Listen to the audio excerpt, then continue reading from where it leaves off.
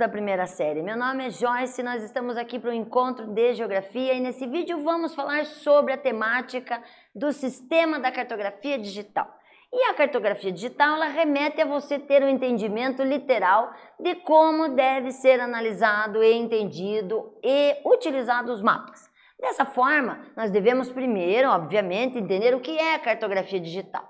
E o entendimento da cartografia digital remete ao modelo de representação de dados e esses dados podem ser feitos através do computador, nos possibilitando uma observação mais sistemática de elementos, de maneira mais dinâmica, a evidenciar tudo o que está acontecendo no lugar. Um exemplo aqui, por exemplo, destacado, é você literalmente analisar a imagem e ver que você tem um fluxo de água e você consegue saber como é que esse fluxo de água se desenvolve no projeto, no trajeto do rio. E isso, logicamente, pode melhorar e facilitar a análise, impedindo, por exemplo, a construção de casas em lugares mais passíveis de enchente, ou você, muitas vezes, saber qual é o fluxo do rio e ter um entendimento do funcionamento, da dinâmica desse rio, prevenindo determinados tipos de problema. Além disso, nós temos algumas características importantíssimas a olharmos quando estamos usando uma determinada imagem.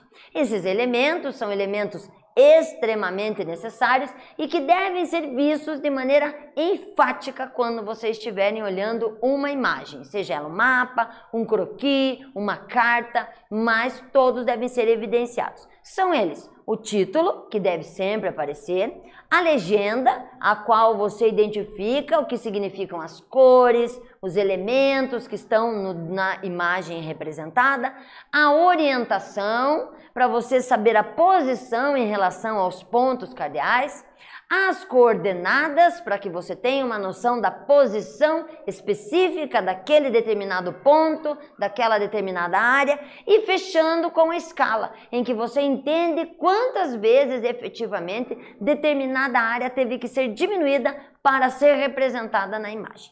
Aí, pegando o link de escala, uma das características que mais vezes percebo no quesito complicações de escala é a noção de que temos números grandes, mas com um número grande a ser representado, muitas vezes você tem que associar que a área é grande. Então, o número, evidenciando aqui 1 centímetro, e aqui nós temos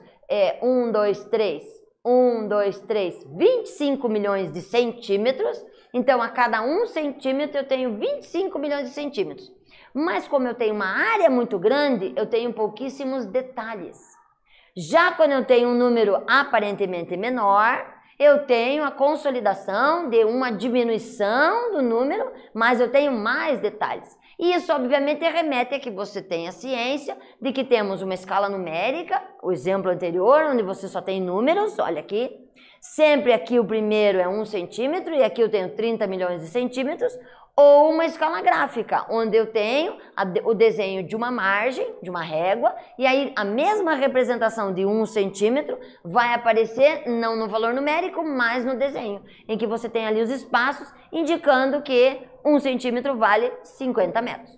Tudo isso, logicamente, deve ser focalizado nos mais diferentes tipos de mapa. Temos os mapas temáticos, onde você tem evidenciado um determinado tema, nesse caso, produção agrícola, e destacado aqui pela legenda e toda a sistemática já vista. Aqui nós temos o mapa regional das mesorregiões paranaenses, que vai fazer com que a gente tenha uma noção mais específica de o que ver, como ver e de que forma utilizar esse conteúdo. Aqui, esses temáticos mostrando as suas variações, que podem ser ordenados, em que você tenha uma quantidade gradual da cor, da mais clara para a mais escura, ou quantitativos, quando você coloca bolinhas ou triângulos, mostrando o grau de importância relacionado ao tamanho, ou então qualitativos, em que você pega e mostra as imagens, coloca as cores e evidencia através das cores a qualidade do que você quer analisar. Tudo isso para evidenciar o que nós temos dentro da caracterização geográfica, a análise quantitativa de todos os elementos que fazem pertinência ao mapa. Nesse vídeo, então, falamos sobre todo o sistema da cartografia introdutória e espero que vocês tenham gostado. Até breve!